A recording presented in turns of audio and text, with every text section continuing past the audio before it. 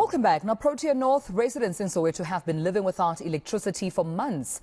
Eskom says the outage is due to a faulty transformer. But now, because only 30% of households pay for electricity, the utility will not be fixing the issue. Soweto also owes Eskom over 2 billion rand, with over 60% not paying for electricity that they consume. Our reporter Theodor Mashele is in Soweto right now and joins us for the very latest. Theodor, quite a big issue, I have to say, that exceeded, timelines. I mean, we've seen this issue regarding electricity, Eskom and Soweto residents just going on for years on end. I mean, what's the latest now in terms of the impact of this issue not being resolved? Theo? Well, I'm not sure if you can hear me, Tumelo, but because you're breaking up, but the residents that you see behind me right now are actually the affected households, where here in Protea North, what was supposed to be 2 hours of a load shedding session turned out to be 2 months, since residents here were expecting for the electricity to be switched back on after that 2 hours, and that was 2 months ago and a couple of days,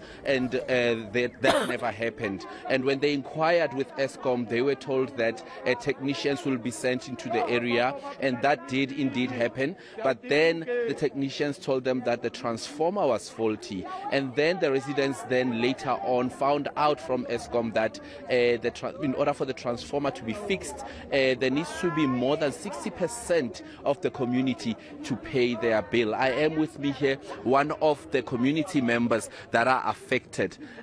Ma'am, thank you for speaking to us. Can you tell us, on your day-to-day life, how does this affect you? Oh, thank you for the opportunity.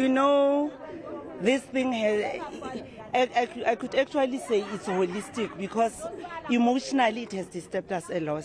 Every day waking up, no electricity, we have everything. We had 2 times kanako eo. And number 2, financially, every day for you to be able to eat, you must go out and buy meat. So those little things that happen on a day-to-day basis have been disrupted in a big way. In terms of the residents that are paying and residents that are not paying, what were you told by Eskom about this? In the previous meetings, I actually asked the very same question, to say they've addressed, because we've got 2 groups of people. We have paying people, paying customers and non-paying customers. Those who are paying are fully compliant. Now, I've actually asked, because they said 90 households have been affected that time. 37 are in good standing with Eskom. Now, the question that I raised was, what are you doing for the customers who have been loyal to you guys? And we were told that,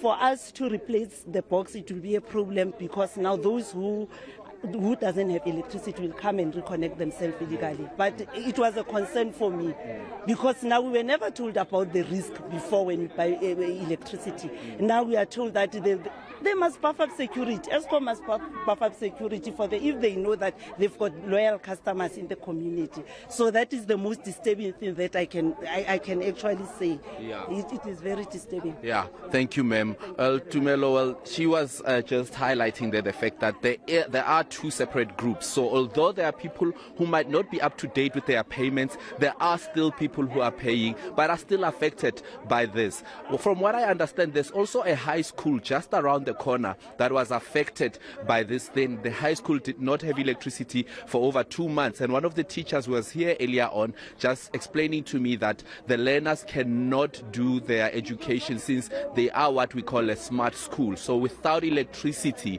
they can't access their computers, and education is at a standstill, especially now that learners are preparing for preliminary exams. Another group that is affected is the elders within the community. I have with me Ugogo here, I'm just gonna speak to her about how she's affected. Gogo, how does this affect you on your day-to-day basis? It affects me because I cannot eat what I want to eat. There's no electricity to warm up the food, number 1. There's no electricity to drink your tea. You stay outside the veranda for the whole day without When you come in, there are no lights in the house. You light the candles, it's still dark in the house. You can't charge even your phone. You must go other streets and ask your friends to help you to charge a phone. And the lights. Remember, these people are so many in their houses. They also have children who are attending school who must charge their laptops. Now you are a burden in this. I don't want to be a burden. I never planned for this life in my retirement. I want to be happy. Emotionally, I am frustrated. Thank you, Gogo.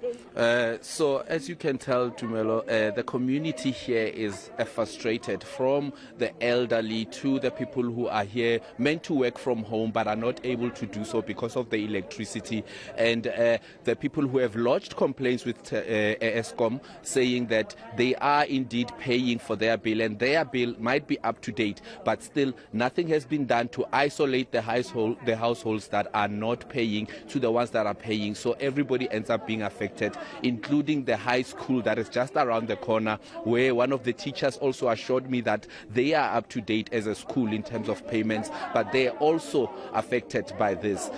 So at the moment, I did reach out to Eskom, and will later on go over and speak to a representative from there just to find out their response to what this community is saying right now. Absolutely. Quite a complicated conundrum there, Theo, especially because we're just coming out of a very cold winter. So you can imagine what that community has been going through during this time. The elderly as well as the school that you mentioned has been directly affected. But thanks, colleague. Hopefully we get some answers from Eskom a bit later. That's our reporter, Theodor Mashele, out in Protea North in Soweto.